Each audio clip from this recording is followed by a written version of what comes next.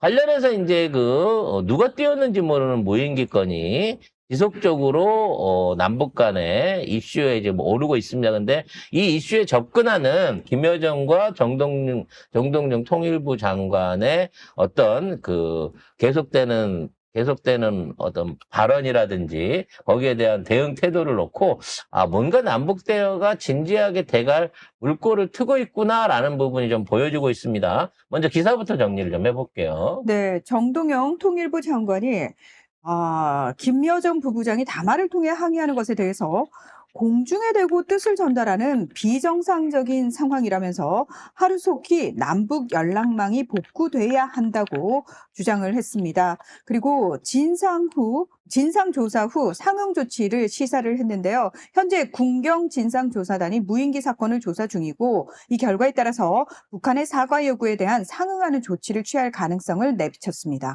근데 사과할 수 있다라고 얘기를 하니까 국내 여론들이 무슨 사과냐, 고개 숙이고 들어가서 북한에 지금 저자세 아니냐라고 했는데, 분명히 정동영 장관이 그 얘기도 했어요. 니네들도 저기 용산에 무인기 보냈었잖아.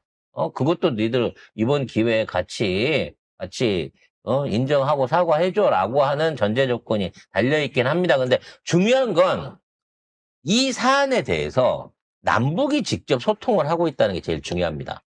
지난번 무인기 사고나 평양 무인기 사고가 이슈가 돼서 북한은 어떻게 했죠? 외교부 성명을 내가지고 유엔사나 이런 쪽에다가 문제를 항의를 한 거잖아요. 유엔에 항의했죠. 유엔에 항의를 했고 우리한테는 안 했어. 그리고 외교부하고 국방부가 나섰단 말이야.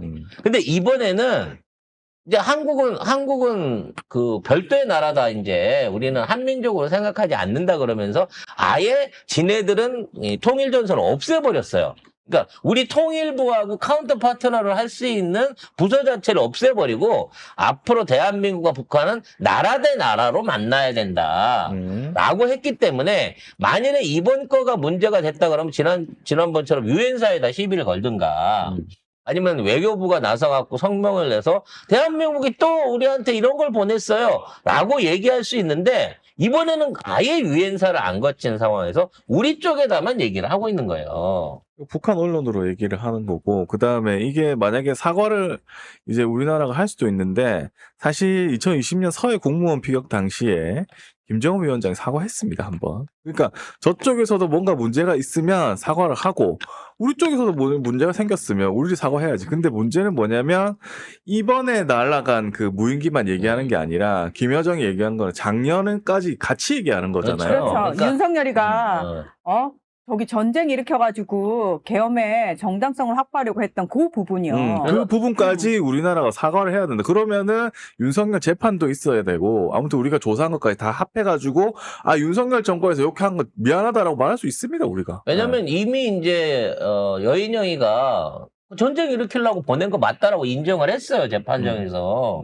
그러니까 이제 이적죄가 인정이 된 거고. 군 재판에서. 네, 군 재판에서 얘기를 했기 때문에 인정이 된 거고, 결국은 나중에 내란죄 안에서도 이게 인정된다고 하면, 미안하다, 우리가 또라이를 뽑아갖고, 이 새끼가 전쟁하겠다고, 니네 자고 있는데, 경운기 보내갖고, 경운기? 2시간 동안 털털털 거리면서, 잠 못 자게 해서 미안하다. 이 부분은 할 수 있는 거야. 우리가 잘못한 거니까. 할 수 있지. 대신에 니들도 그때 먼저 용산에 무인기 보내갖고, 건이가 깜짝 놀래가지고, 그것 때문에, 잠도 못 잔다는 등, 무슨 레이저 무기를 또 갖다 놓는다는 그 난리를 쳤던 적도 있으니까, 그 부분에 대해서는 니들도 사과를 해줘라, 라는 부분인 거고요.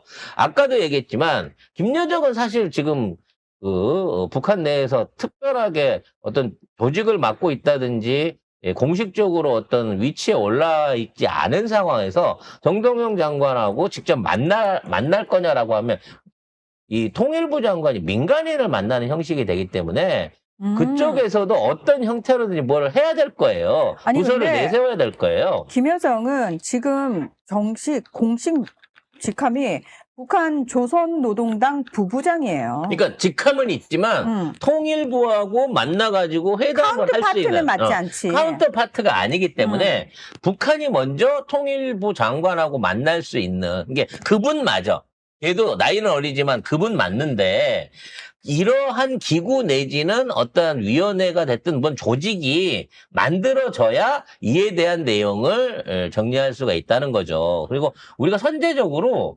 9.19 군사 합의의 복원에 대한 내용들을 그쪽에다 이미 제안을 하고 있습니다. 그래서 이번 조사도 뭐 지금 군경이 같이 들어가고 잡히게 된다 그러면 작사를 내겠다고 지금 얘기를 하고 있는 중이니까 중대범죄로 처벌할 수 있다고 할 수 있는 부분이니까 아마도 신속한 수사 결과는 조만간 발표가 될 거라고 봐요. 근데 이런 문제 재발 방지를 위해서라도 일단 만나자, 공식적으로 만나자. 거기서 뭔 얘기를 하든지 간에 조직을 만들어 갖고 만나자라고 하는 제안을 북한이 받아들이기 위해서는 아까도 얘기했다시피 폐쇄해버린 통일전선 같은 그런 형태의 뭔가 조직이 만들어져야 된다라는 점에서 조금 더 시간은 걸릴 수 있을 걸로 보여집니다. 자, 9.19 군사합의 복원이 정부 방향이다라고 밝힌 거는 현재 휴전선에 있는 경계를 무르고 GP나 근접해 있는 여러 중화기들을 치우자. 원하는 대로 100km 안에서 서로 양쪽 100km 안에서 치우자라고 하는 얘기를 먼저 선제적으로 하고 있거든요. 9.19 군사합의가 3단계, 4단계까지 일어나게 되면 최소 우리 현재 휴전선을 중심으로 해서 300km 이상 안에서는 상대방을 공격할 수 있는 적대적 무기를 두지 않는다라는 선까지 가기 직전에 틀어졌거든. 그래서 지금 먼저 1차적으로 휴전선을 중심으로 해서 100km 바깥은 우리가 비무장으로 바꿔나가자라고 하는 제안을 저쪽에다 던져주고 있습니다. 이거는 북한 입장에서는 굉장히 고마운 얘기일 거예요. 왜냐면 어차피 압도적인 화력의 차이가 있기 때문에 지금 있는 상황에서 우리가 전선을 먼저 물릴 테니까 니들도 물려. 근데 우리는 100km 정도 물렸다고 해서 니들이 사정권에 없는 건 아니야. 그렇죠. 우린 기본적으로 500km, 5000km까지 쏠 수 있는, 현무 미사일들, 지금 5000발? 7000발을 현재 실전 배치했다는 얘기가 나오고 있거든요. 그러니까, 우리가 먼저 군사 합의에 대한 부분을 물려줄 테니까 그걸 하자라고 제안을 해놓고 기다리고 있는 상황입니다. 근데 중요한 건 이 시기에 갑자기 비무장지대에 여의도 이 4.5배 정도 되는 땅을 갑자기 풀었어요, 정부가. 나는 이게 무슨 옛날에 김충식이처럼 무슨, 거기에다가 무슨 이상한 일본 놈들 들어오는 주둔부대 부지를 확보하려고 하는 건 아닐 거고, 이 풀린 부지를 중심으로 해갖고, 뭔가 남북 간에 공동으로 기획되고 있는 뭐가 있나? 라고 하는 조금의 의심 내지는 기대를 좀 가져보게 합니다. 네. 자, 일단 우리 정부는 윤석열 정부가 정지시켰던 9.19 군사합의를 복원하는 것이 이재명 대통령의 지침이자 정부의 확고한 방향임을 다시 한번 확인을 했습니다. 그래서 우발적 충돌 방지와 군사적 신뢰 구축을 위해 관계기관 조율 등 고려할 요소가 많기 때문에 선제적, 단계적으로 차분하게 진행을 하겠다라고 이야기를 하고 있는 상황입니다. 그러니까 윤석열이 또 한 거잖아, 이거. 그렇죠. 윤석열이 이거를 한 거죠. 또 다시 이제 근데 윤석열은 전후방을 가리지 않고 그 당시에 윤석열이 얘기한 거는 1억 5천만 평이니까 쉽게 말해서 군사 부지를 풀어갖고 팔아먹으려고 땅 장사를 하려고 한 거고 이번에 정부에서 풀어주는 데는 이 경기도 연천읍 차탄리하고 철원군 갈마읍 군탄리라고 요쪽 지역에 오덕리, 이평리 그다음 요런 부분까지 모양을 따져놓고 보면 긴 벨트처럼 돼 있는 이 땅들을 여의도 4.5배 되는 면적을 일방적으로 거기 군사보호지역 안에서 풀어냈어요. 그래서 이 안에 남북이 공동으로 활용하기 위한 시설을 만든다고 치면 일종의 물류 검문소 같은 거. 즉, 이 북한이나 남북에서 오고 가는 물자에 대한 검역이라든지 또는 그와 관련된 통관 절차 그리고 그 안에서 사람들이 왔다 갔다 할 수 있게 했을 때 뭐 간이 비자 업무 같은 거를 해가지고 이게 이제 요구 위로 올라가면 바로 원산이잖아요.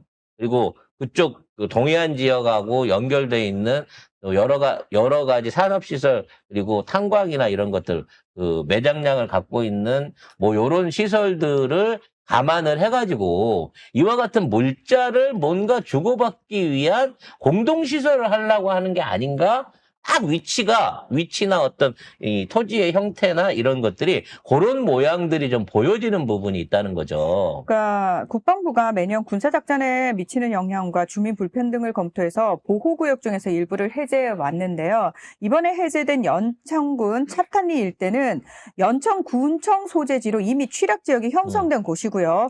강원 철원군 오덕리, 이평리, 화지리 일대 역시 시외버스터미널 등 지역 교통거점 및 취락단지가 형성된 지역이라고 합니다. 완전히 빈자리가 아니가 이미 사람들이 살고 있는데 문제는 뭐냐면 여기를 살고 있는데 사실 이게 군사보호구역으로 설정이 돼 있었기 때문에 거기서 살고 있는 사람들이 생활 속에서 불편함이 있었는데 요걸 해제시켜 줌으로 인해 가지고 일정 부분 없이 그러니까 군과 상의 없이 일정 지역에서는 건축도 가능해지고요. 그동안 있었던 불편함들이 다 사라지는 거라고 보시면 될 것 같습니다. 그래서 남북 교류가 본격화되려고 하면 엄청난 양의 물자들이 왔다 갔다 해야 돼요. 그리고 북한에 들어가야 되는 건설 자재부터 시작해갖고 사실 걔들이 뭔 돈 있어. 무슨 가스관을 하든 가스관 사업을 철도 사업을 하든 뭐를 하든지 간에 그와 관련된 물자들을 비축하고 옮길 수 있는 일종의 물류기지 같은 게 필요한데 이번 기회에 그게 만들어지는 게 아니냐라는 기대치를 좀 갖고 있는 거고 그 덕분에 이쪽 지역에 대한 땅값도 들썩들썩 거릴 거다라는 여기는 생각을 근데 해보게 됩니다. 비무장지대 DMZ는 아닙니다. 아니고 네. 그냥 그보다 밑에 있는 제한 보호구역이고요. 예. 그래서 완전히 빈 땅을 만들어 갖고 하는 것보다는 이렇게 시민 접근성이 있는 행정구역 안에 있는 위치들을 조정해서 하는 게 일단 입소문도 나고요. 네, 남북 교류에 대한 어떤 다음 단계를 한번 기대해 볼 수 있지 않을까 하는 기대감을 가져봅니다. 자,